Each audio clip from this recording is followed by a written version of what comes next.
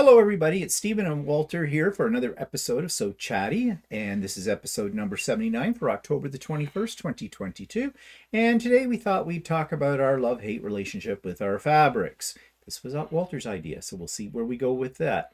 But before we do that, let's show you what we've been working on. When I say we, I mean me, because been working on anything? No, well, no. No, well, no, yeah, no, yeah, well, now. This is nice, though. Walter made this at one point in time. Yeah. I would have liked one too, but I don't want to wait another year, if then. And Actually, this has a hood on it. I don't really like the I'd hood. prefer it without the hood Yeah. myself, but it's a nice jacket. In fact, I was looking for a new one of those. Yeah, that monk look where you can go out and rob a store, put your mask on, put that over your head, and away we go. But anyways, enough about that hobby. So what have I been working on? Well, I'm doing a block of the month. Let me get it up here. There it is. This is the second month of this. You've seen this before. You saw the center panel, which is all applique. And just minutes before we went to air, I finished the borders around that, and that's month 2. And believe me, those were very tricky. There's a lot, you do them in strips, in colors, and there's a lot of little pieces, and it's so easy to get your pieces marked with the wrong letter, because you can see there's a lot of colors here that look really close together, but they're actually different fabrics, like the reds and the yellows in there especially, well, even the blues and the purples. So yeah, I drew diagrams, I labeled things, drew grids and whatnot to keep everything straight. I don't think I've ever labeled so many pieces of fabric on any other project I've ever done like on this one. But you see, you have this gradient effect with it, and it's all batiks. And yeah, like I said, this is just month 2. I'm not sure what the next months will bring, but I know there's going to be more um more applique on it. That's More cursing and swearing. well, actually, no, I haven't really cursed and sworn on this one. This one's turned out to be a little bit easier so far than the one that I'm still have 2 months to go on. That's the Lakeside one. If you've watched the Idiot Quilter, you know what I'm talking about. This one's been a little easier than that so far. And I'm kind of enjoying doing the applique on. I'm kind of looking forward to doing more applique with it, because that was something that used to scare me, applique, but actually it's not that scary, really. It's not that hard to do. So, and I'm talking raw edge, okay? So those of you that are purists, it's not needle turned, okay? I've never done needle turned, and I don't know if I ever will. Maybe. Never say never. Anyways, that's what I've been working on. Walter has been working on anything. What you been doing with your time? Well, you made cabbage rolls last week. Those were good. I raked some leaves. I got to rake some more leaves. The tree hasn't dropped them all yet. Yeah, but I mean, if I wait till the tree drops them all, I'll be up to my eyeballs in leaves. Oh, we can jump in the piles. Ooh, frolic. Frolic amongst the fall foliage and whatnot. Yeah, whatever. Actually, Of course, doesn't help. The neighbor's not home, and they have 2 trees. We have 2 trees. And if the wind's blowing the right way, you get their leaves too. I think they do that on purpose. I don't know. But, oh, and speaking of other nature things, the other night, fall is coming and winter because the coyotes were howling. Actually, they might have been munching too. Not really sure, but that was, what was that, about 2 o'clock in the morning or something? And they were out there just a yipping and a yapping away. And I'm sure there were a lot of bunnies that were dropping loads because they love a nice tender bunny. Yum, yum. Anyways, so update about the retreat, because I told you this is October 21st. So tomorrow is the big day, the retreat. I already had people drop out. Yeah. Not a lot. We've still got, I have over 80 people so far coming. I'm expecting still some others that'll be no shows, because that happens. Life happens. I've had a few people that very nicely told me that their plans had changed and they're not going to be able to make it. And I appreciated the email with that, because I did mention if I had a waiting list, that would give me an opportunity to have someone fill that spot. But I didn't get around to making a waiting list because I didn't hit 92. That was my limit.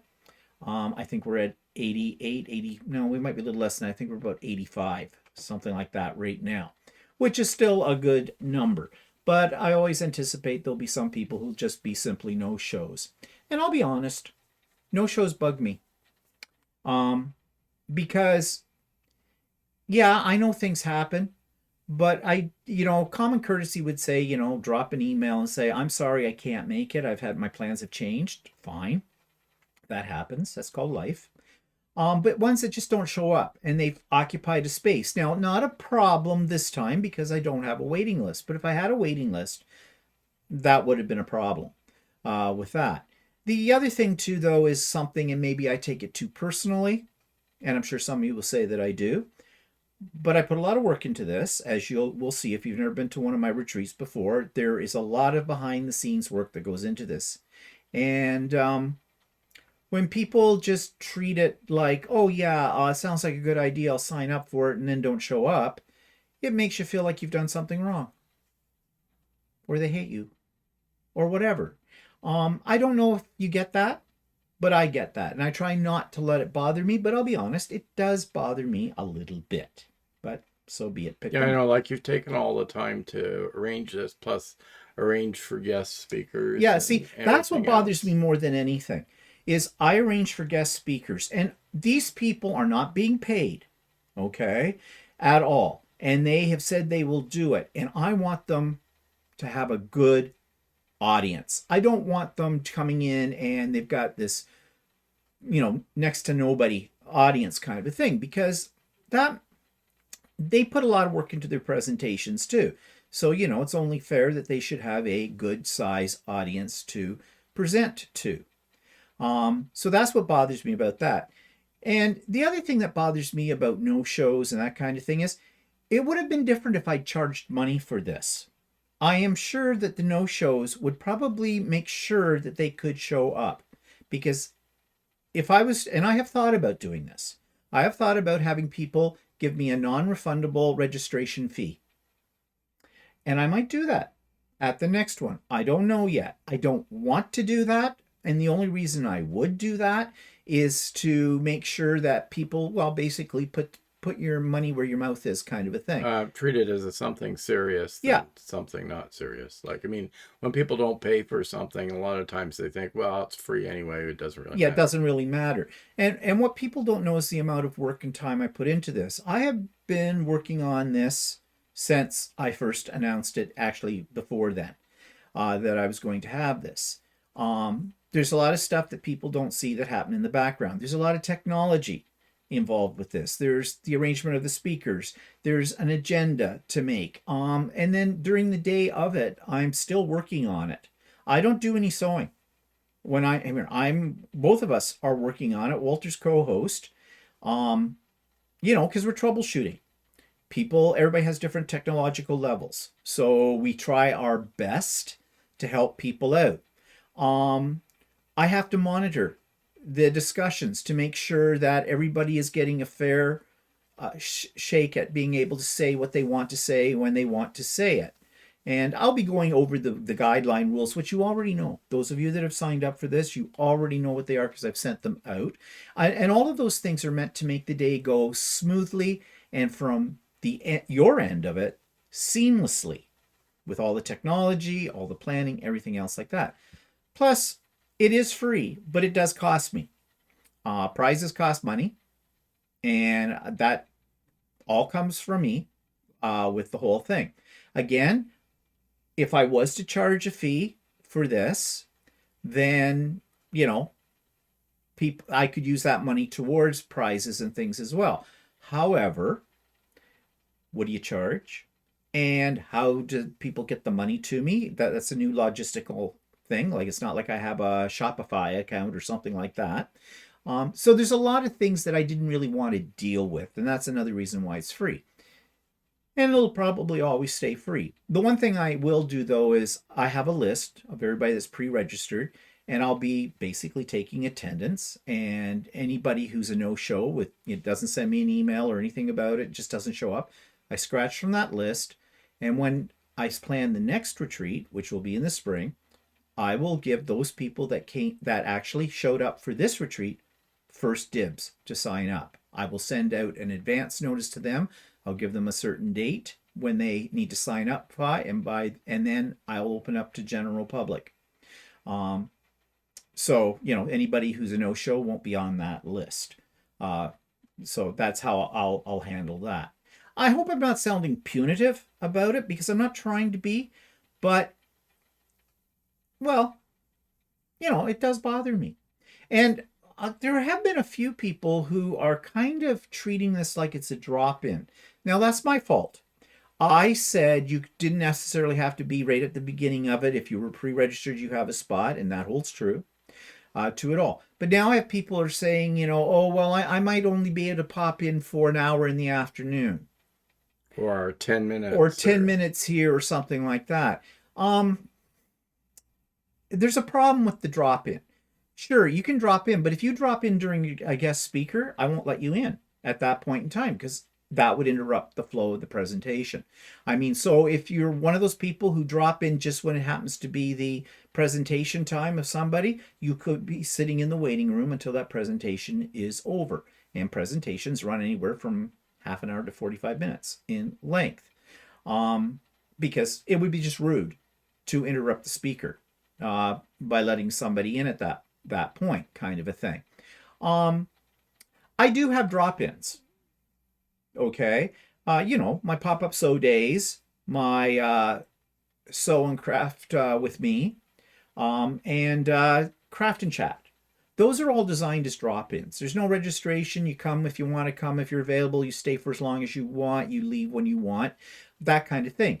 The reason this is not a drop-in is because it's a whole day and it has guest speakers with it. And there's prizes. So this is a more specialized event. Okay. But just so you know, I'm not trying to be punitive to anybody. I know, like I've said, life happens, and we can't do much about it. And I thank those who did send me an email and say, I'm so sorry, I can't make it now. I've had something happen. Some people gave me some details about what happened. And yeah, I can understand why you're not going to make it with some of them. I won't explain those to you right now because those people may not want that information revealed. But I appreciate the fact that they contacted me and to let me know. So anyways, tonight is the cocktail party starting at 7 p.m. Everybody has a link for that now. If by chance you're registered and you can't find your Zoom links for either tonight's cocktail party or the retreat, just send me an email and I'll send one right off to you. Okay. Should be fun. Bring your favorite beverage, bring a snack, and if you would like to show something during it, we'll have a little impromptu sort of show and share. And thank you to everybody that has sent me their pictures of their beautiful creations. The slideshow is ready to go, and there are some, well, they're all phenomenal, but it just blows my mind what some people create. It's going to be a really great slideshow of that. So anyways, that's tonight is the cocktail party. Tomorrow's the main retreat. Starts at 8. I put it on the Zoom link. I'm hearing a weird noise. Was it the robot? Oh, it's the robot. Did he escape? Did you shut the door? I think I forgot to shut the door. Okay, robot's running amok. Oh, well, never mind. The robot vacuuming system just can't be trained. Either it or Walter. But anyways, so what was I saying about tonight? Yeah, that tonight. So link will come out. Oh yeah, tomorrow. I am going though to open the doors, the virtual doors to the retreat at 7:30. Be patient if you're waiting in the waiting room because it may take me a minute to let you in. Because depending on how everybody comes at once and that kind of thing, I got to check them off on my list and go from there. But you will get in. Don't panic. Okay. If you're registered, you're linked up, you're in the waiting room, you'll get in. No problem. And also make sure you have your name. When you first go into Zoom, there should be a facility for you to change your name if it doesn't come up with your name. And I do need the first and last name, the names you used when you registered. If you use something else, I won't know who you are. I'll think that a troll has dropped in and I will eliminate the troll. And if I eliminate the troll and it happens to be you and you're not a troll, you may not be able to get back in at all. The system will block you. Okay, so that's why the name you are using that you registered with is extremely important. Now, if you get in and you don't know how to change that on your device, I can do it. Okay. And but it would be a great help if you can make sure that you have the right name when you come in. Okay. Tonight, the cocktail party, I'll go over a few of these things as well. Maybe you're thinking I'm being too prescriptive here, but the reason is I want everything to run smoothly tomorrow. That's why I'm doing it. I want everybody to come away from this retreat going, we had a wonderful time. I got a lot of things done. I've got lots of inspiration. It was a great time. Yay. That would make me very happy if that all happens that way. And it should. Okay. So speaking of drop-ins though, Craft and Chat is coming up soon. Not next week, but the week after. Be the first Wednesday of November, and just advance notice, that's November the 2nd for Craft and Chat. Starts at 1 p.m. Eastern Standard Time. There will be links for it in the show notes for all of my videos over the next week or two. Okay, so anything you want to add to any of this? Co-host, will you actually be up? Yeah, I'll try to be up. Yeah, okay, well, the co-host may be a little late. Well, I'm going to be turning things on at 7:30 a.m. But you don't necessarily have to be there right at 7:30 a.m. because I know it takes you a while to get your face on. You know. And that's not the face I'm talking about. Oh, that would be the face. Yeah, that's it right there. Yeah. Mr. Magoo. Yeah, put on those thick glasses, Mr. Magoo. I already wear my thick glasses. Yeah, okay. 12 thick contacts. Yeah. Okay. We're going to talk about fabric. We're going to talk about fabrics we bought, why we bought them, what we thought we were going to do with them, why we haven't done anything with them yet, and all those kind of things, which I think is something that probably a lot of people deal with all the time. So we're just going to talk about from how we deal with it. So, first question I have for you, Walter.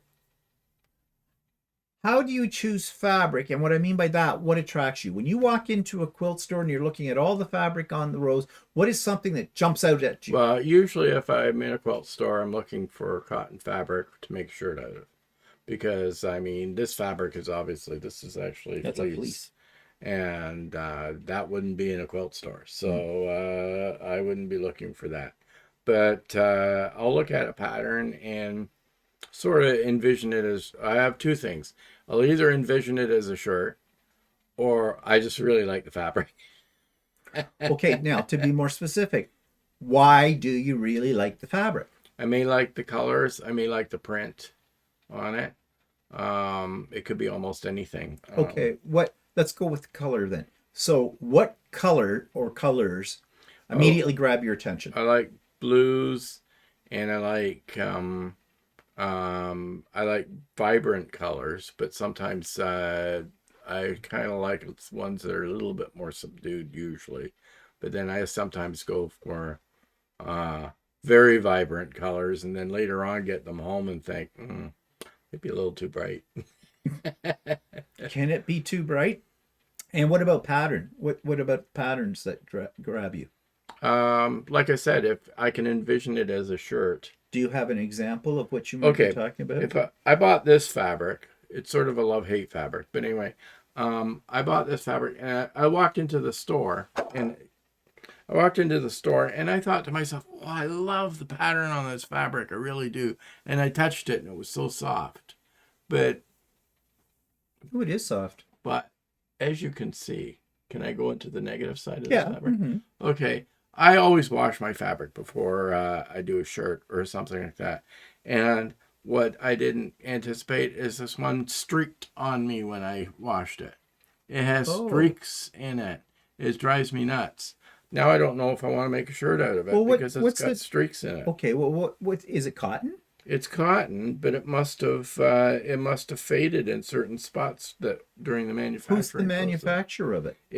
It's a weird manufacturer, and I think it's made overseas or something like that. And it's one of those digital printed ones. Well, oh yeah. Yeah, it's a DigiPrint. Oh. By RJR Studio, and it's printed in Japan. Oh. So I'm not too impressed with the way it streaked on me, and now I'm kind of don't really want to go to the effort of making a shirt that's streaky looking. No, but cut up into pieces for quilt. You Yeah, wouldn't it could notice be. that. Wow, It there might you work go. for that. Yeah, I get more fabric for him this way. But it's but I really like it. Like I really Yeah, liked I it like it. when I walked in the store. I thought, well, that would look a really nice shirt, and I touched it, and I thought to myself, it's nice and soft. It would make a real. It would be nice to wear.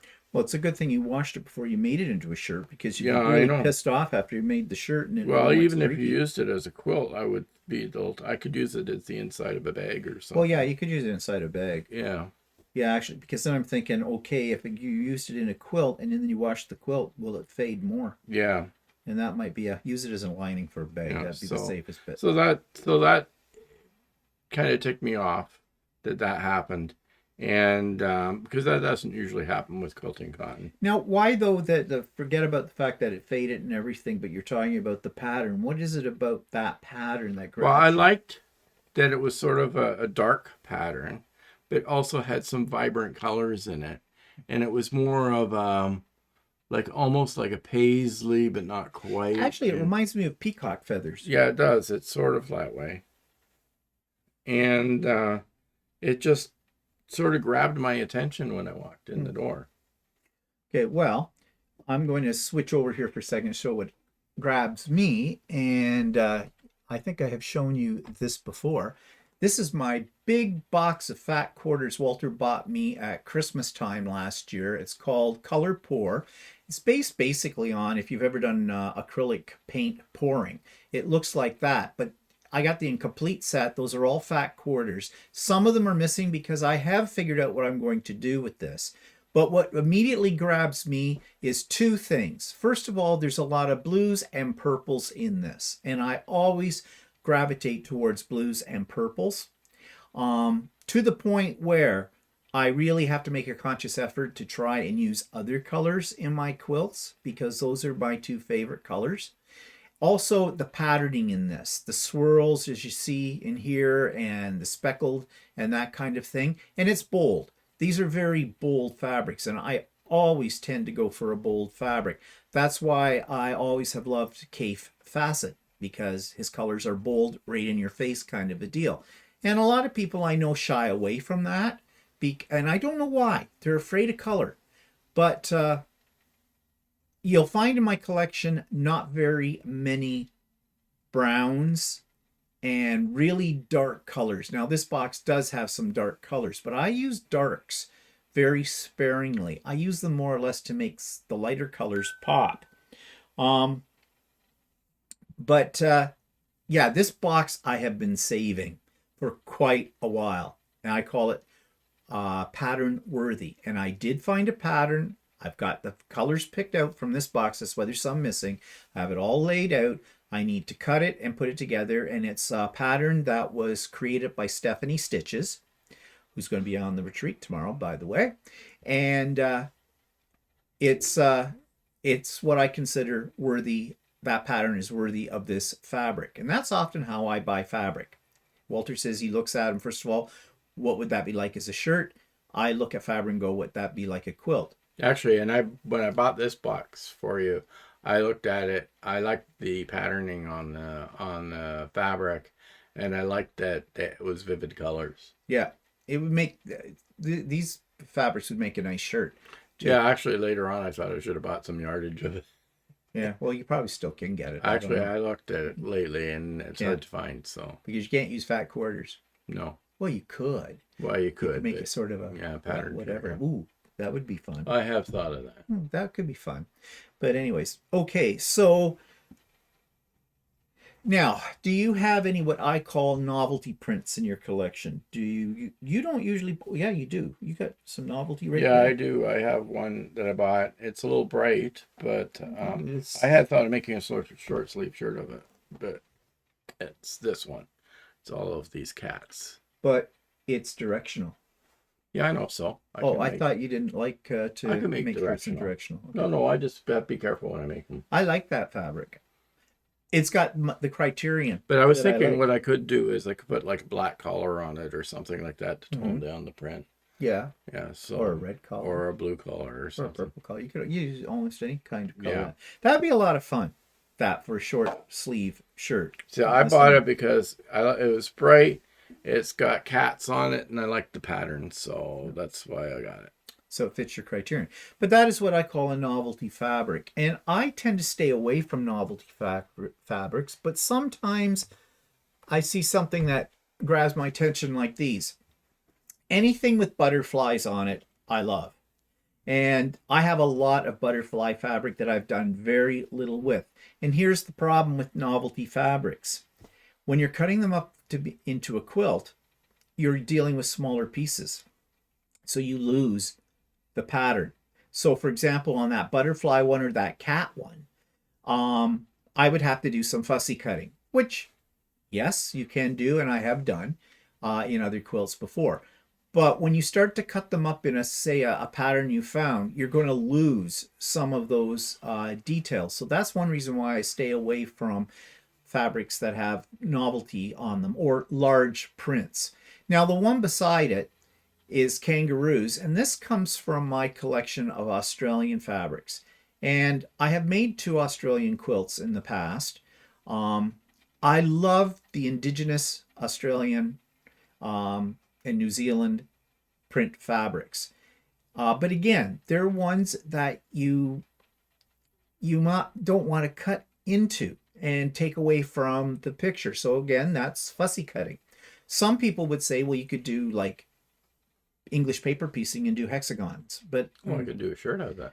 well, you could do a shirt out of it because bigger. It'll make a nice bag as well. Anything with a large print, and the cats, because I love cats. So, and I have other cat fabric as well. But have I ever done anything with them? I made one bed runner size quilt for my mother when she's in a nursing home. Actually, I made it for the lady that was sharing the room with her, and then my mother moved out of that room and COVID happened, so it never got delivered to her. That I made with cats because I knew that lady loved cats, kind of a thing. But yeah, I don't buy a lot of novelty. See, I think when you make shirts, novelty fabric, Sometimes works really well. yeah, because it's different. You don't find a lot of that, especially in summer shirts, with it all.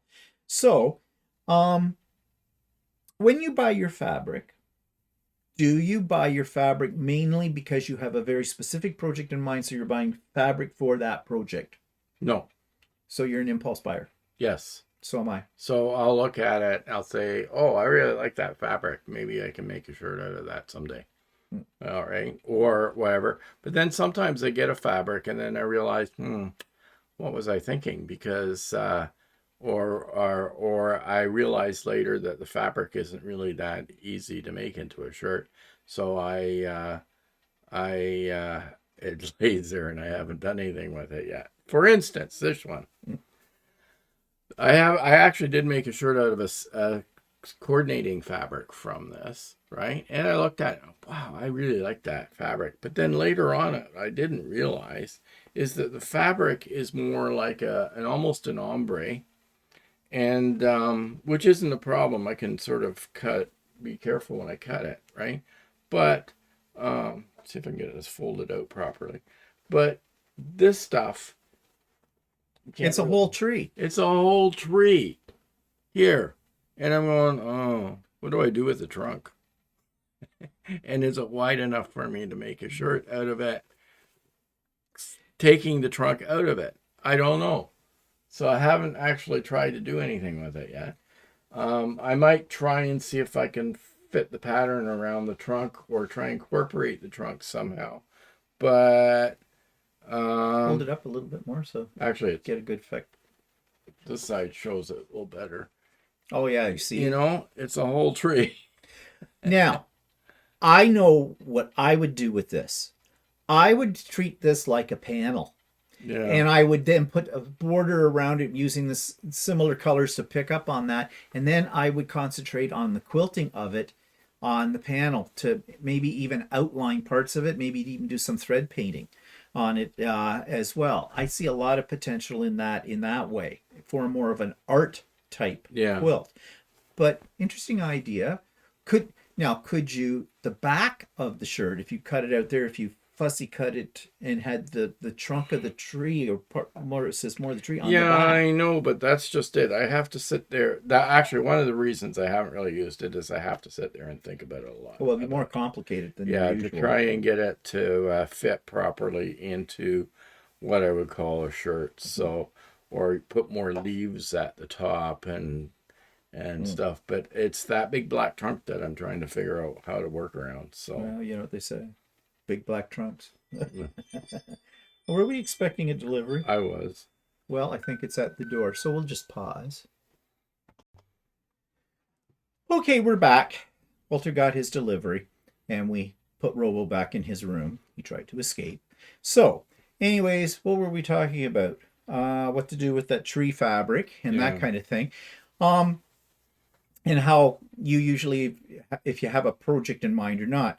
That's the one thing I always hate when I go into the fabric store. I'm getting fabric, and there'll be some lady there who will say to me, "Oh, what are you going to do with that?" I'm going to wrap up a dead body and bury it in the backyard. That usually shuts them up at that point. And I go, I'm joking. Maybe not. But anyways, because that to me is this idea that you buy fabric because you have something very specific to do with it. I buy fabric because it's pretty. But then again, the problem with that is then you have a stash, a huge stash. And I have so much fabric on my shelves that I was attracted to and I've done nothing with. And yeah, but he who dies first with the most fabric wins. So, now I was looking through my shelves today when I was planning this episode to find other fabrics that are unusual. And I forgot I had this fabric. Now, this is a one of a kind because I designed this fabric.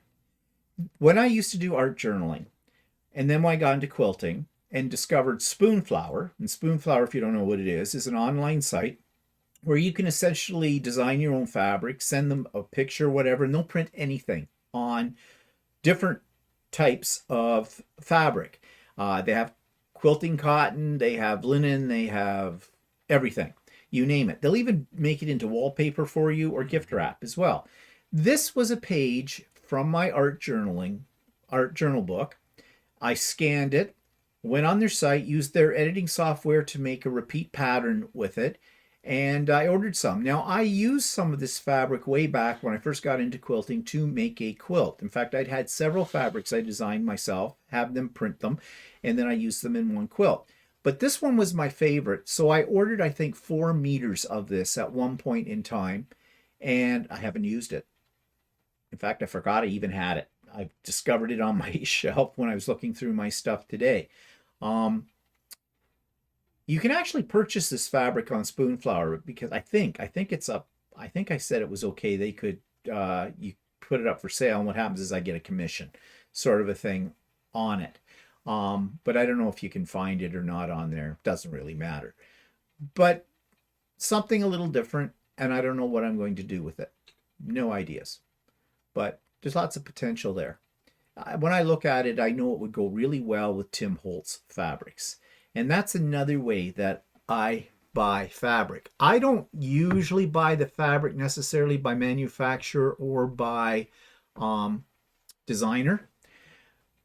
But I always like Tim Holtz fabrics because, well, Tim Holtz, if you don't know who he is, he's a crafter. He designs crafting projects, rubber stamps, ephemera, and things like that for Ranger ink. He also has a line of colors and stuff like paints and things like that. And a few years ago, he moved into some of his designs into fabric. This happens to be called his Eclectic Elements one. It's a fat quarter bundle. But I've bought it yardage. He has another line called Abandoned. I did use that in a quilt at one point in time as well. I'm a little over him now because he hasn't come out with any new lines. You know Tim Holtz's style. He's sort of like Kay Fassett. You know as soon as you see it that it's Tim Holtz because his style is very unique, I guess, or it's signature. It's a signature for him. But I've had this fat quarter for quite a while, and haven't made it into anything. Now, again, though, it has my criterion for why I like it. It's busy. I love busy fabrics. Um, I like the colors that are in it. I like the texture. This is something where the design is more of a texture. So sometimes that's another way I buy fabric. I buy it by texture. Do you buy it by texture? I can. Well, I'm looking at something right now that looks like by What, texture. is there? That. Yeah, I Show like that. the pattern of it, and so I bought this, and it's actually kind of, I don't know if you want to call it an ombre or not, because it's a gradient fabric from one to another color, and I think it keeps going on, and it becomes green Yeah, so at it's the an bottom, ombre right? So or gradient. a gradient of some sort. And I was thinking, well, I could make a shirt where it starts one color at the top and ends a different color at the bottom, That would be nice. and But you see, it's got texture. See, yeah, hold up. It's like it's almost three-dimensional. It's yeah. got that texture, and that's something that appeals to me when fabric as well. With it. And I've got there's different ones in this series that were there's different ones in this series. Like, I mean, Well, I have some of that too. here if you go to the other side of it, starts going Oh, into yeah. blues and greens on the other side of it. Right. So I can't see what I'm doing here. Yeah, you go blues to greens to Yeah. yellows. So and that's the other side. It goes yellows to oranges. I don't know how I can get it the full length of the shirt, but I'd have to be careful when I cut it so that it all matches up. Mm. But that appealed to me because I think that would make a neat looking shirt. Yeah, I where think it would too. Be top to the bottom. But what caught me is like the gradient and the fact the patterning on it and the colors. Hmm. Well, they're rainbow. Yeah. And anything that's in rainbow always attracts people, I think. Because, well, it's nature, right? It's actually the color spectrum through light. So you know it's going to work together.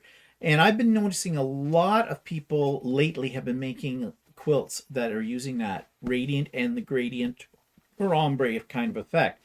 The only problem I have with doing a quilt, I like their look, but it is the placement of the blocks. And again, similar problem is when you're making with the shirt, the cutting of it, getting those in the right way. Because if you don't get them so they flow through it all, you don't want it to do an abrupt stop, because then it looks, I don't know, it doesn't look, here's a word I hate to use, but it doesn't look as organic if you do that, if you know what that means. I'm not sure I know what that means.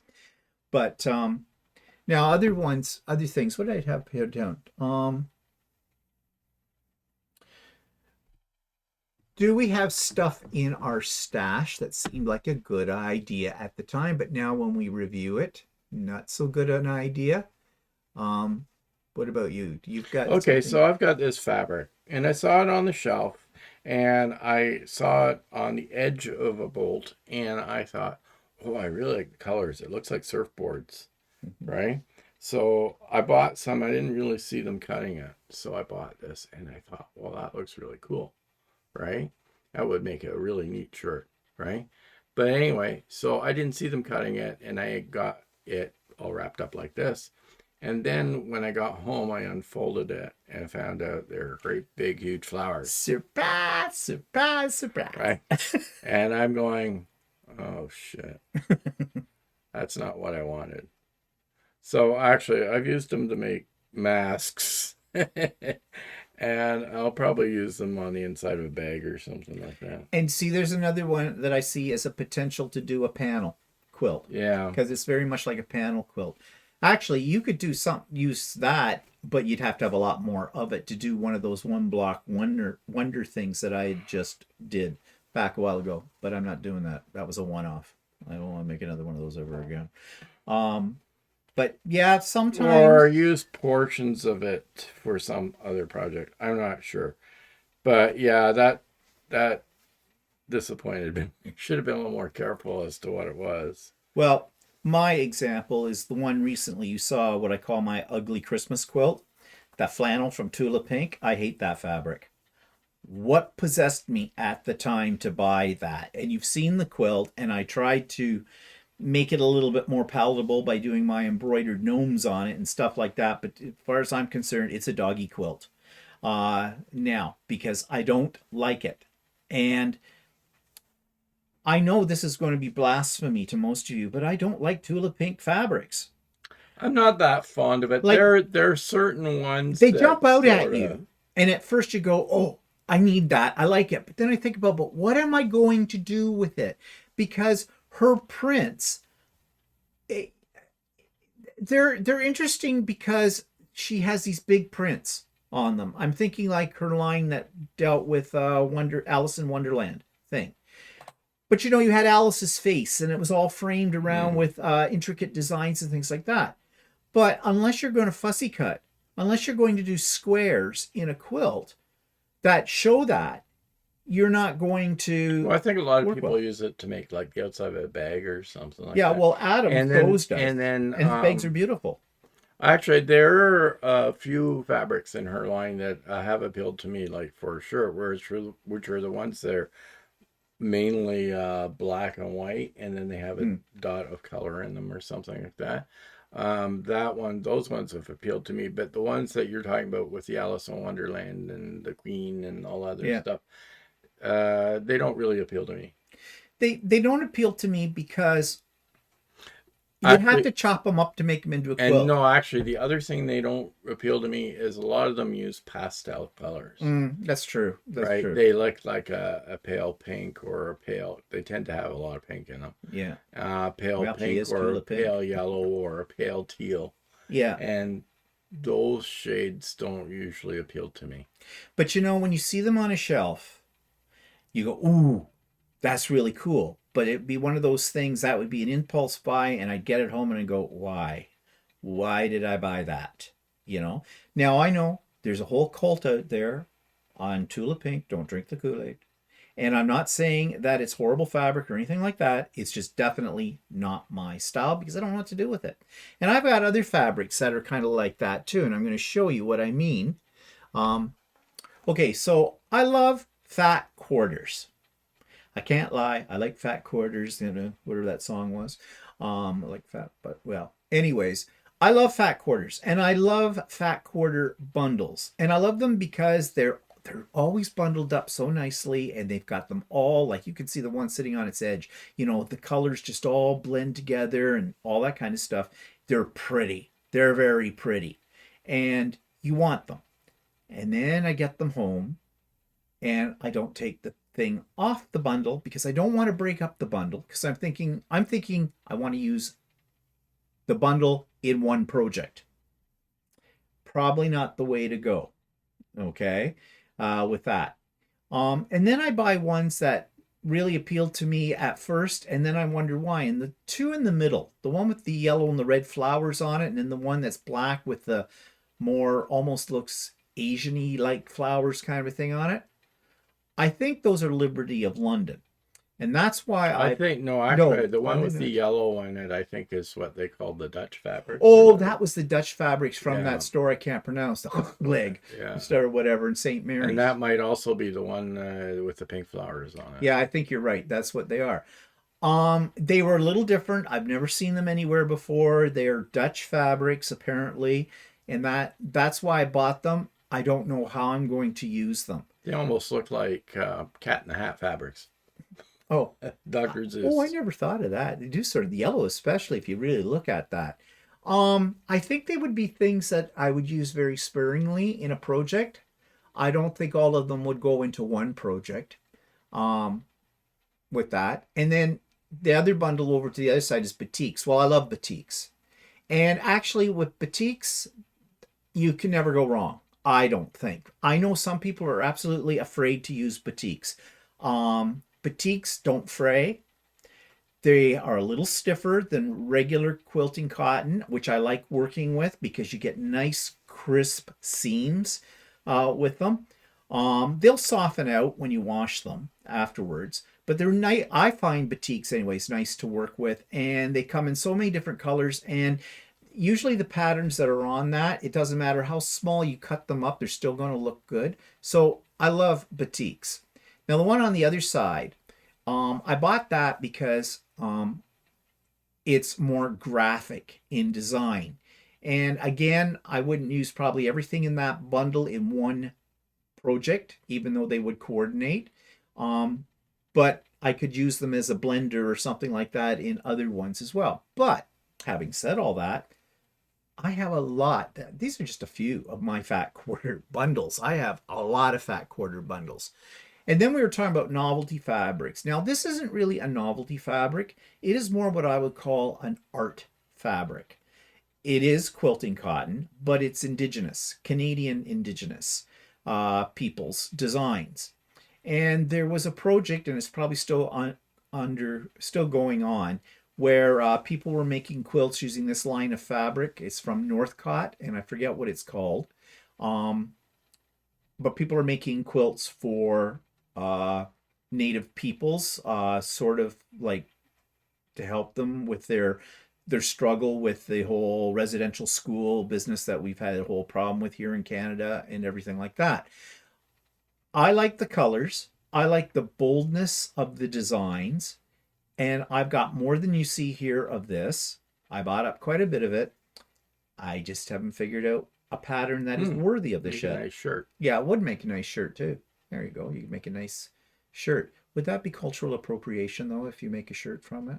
I don't know, because it's fabric. I'm being half facetious because everything's appropriation now. You know, you can't bend over sideways. It's an appropriation. But anyways, yeah, it would make a nice shirt. Except I don't think I have enough of any of it.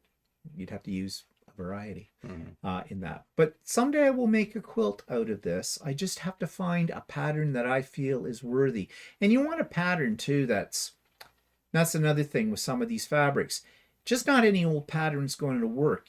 And in this case, I think I would want a pattern that is reflective of the content of the fabric itself. Like I'd want a design that suggests sort of totem pole. Yeah, an indigenous. Ooh, you could do an applique totem pole. That's an idea. But or whatever. A nutshuk. No, a nutshuk. A nutshuk. That'd be kind of a neat idea though for an applique like project. Ooh, there's some thoughts there. But then again, you see, this fabric also lends itself to something that does not necessarily follow a given pattern, but something that's more improved, more artistic, like an art quilt, something like that. And then of course there's always your charm packs and your jelly rolls. I love a nice jelly roll, and both in fabric and in edible format. And I buy a lot of charm packs. And again, the same reason why I buy fat quarters. I see a set, I like them, and then I have to figure out what I'm going to do with them. Now, if you want to make a quick quilt, buy a couple of this charm packs, because you usually get about 42 5-inch squares in them. You can throw a quilt together really easy with that. I mean, if you just want all squares and that kind of thing, and let the pattern in the fabric itself be the design. But I have, more than they're sitting here. I have a lot more than that. And jelly rolls, I just always I like strip quilts. Cozy Quilts, designer I'm sure you've heard of, does a lot of patterns that use jelly rolls. They're great patterns. They're easy to follow. I've sung the praises of Cozy Quilts patterns before. And so that's also why I gravitate towards the jelly rolls, because I know there'll be a cozy quilt pattern that I'll like that I can use them in. So what else have you got in your set? I don't think I ran out of things. You showed all your stuff? I showed all my stuff. Okay, well, I think... Oh, then this is just another example of fat quarters. Walter bought me the ones from the fat quarter shop at Christmas time. Yeah, and I think the two with the very colorful things on the They're the eclectic elements. Yeah, that's part of Tim Holtz. Yeah, part of the Tim Holtz line. But you can see there's another couple of fat quarter bundles that I bought. I think there's one there that I think that's Cafe. The one down here, the closest, I think that's Cafe Facet from Free Spirit. And then I have these ones too. And I have never even taken the wrappers off. they're so pretty to look at on your shelves, kind of thing. Of course, Are they all the ones I bought you from Fat Quarter Shop, or are they these different? ones, I don't Yeah. think these, did you Okay. buy me these? I may have You bought you might have those bought too. those too. So, Because yeah. one was a cave bundle that I gave you. Yeah, well, okay, well, that's probably where those came from. So that's sort of how we go about buying fabric. I guess the bottom line for me in buying fabric is if it's pretty, I want it, and I don't know what I'm going to do with it, but I don't care about that at that time. And I suppose for some of you that brings up, well, then how much of it do you buy? I have a rule. I buy a minimum of 2 meters of anything that I like. Why 2 meters, you would say? Because I find if I buy 1 meter and I go working on a quilt with it, I don't have enough, usually. So 2 meters usually gives me enough. Of course, for you, it has to be 3 meters. Well, no, actually, it only has to be 2.5 meters, but I usually get 3 in case I screw something up. I can do it with 2.5 meters, but I sometimes have to push it for stuff. 2.5 works well, okay, for a short sleeve shirt. It may actually work for a long sleeve shirt, but 3's a little better. So that brings up the whole question is if we buy more than we really need, what do we do with the leftovers? What do we do with our scraps? Well, what I can do is give them to you. Yes, and then I have a couple of drawers, 3 or 4 drawers full of scraps. My intent with scraps is, well, I used to save every little scrap. I don't now. I look at the scrap and go, how easy will this be able to cut down to a reasonable size? And a reasonable size for me is anything that's 2.5 inch square and up. Pretty much. I don't really save anything smaller than that. Every now and then I get this urge to just sit down and randomly sew scraps of fabric together to make bigger squares and put them all together and make a quilt. And some of my most favorite quilts are the ones I've done that with. I enjoy doing that. I'm debating right now, and I don't know if it's going to take me away from my other projects, of making another scrappy Christmas quilt. I've made a lot of Christmas quilts lately. Do I need another one? But it's scrap. Yeah, and then I get your scraps, and then it just comes to a point where I throw them out.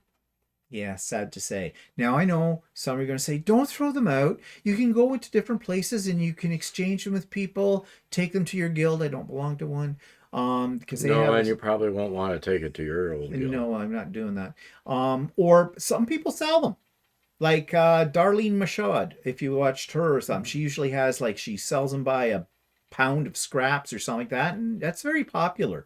Marie's Scrappy Creations, she talks about she just went on some site and bought a bunch of scrap things, and she's thrilled with it because she loves scraps. She does a lot of things with scraps.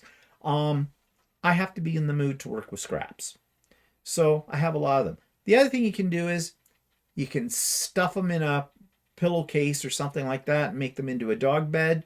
There are certain charities that will take those kind of things, or you can use them as stuffing in something else, like if you're making pillows or something like that and you want it as a pillow form or whatever. Have I done that? No, I have not.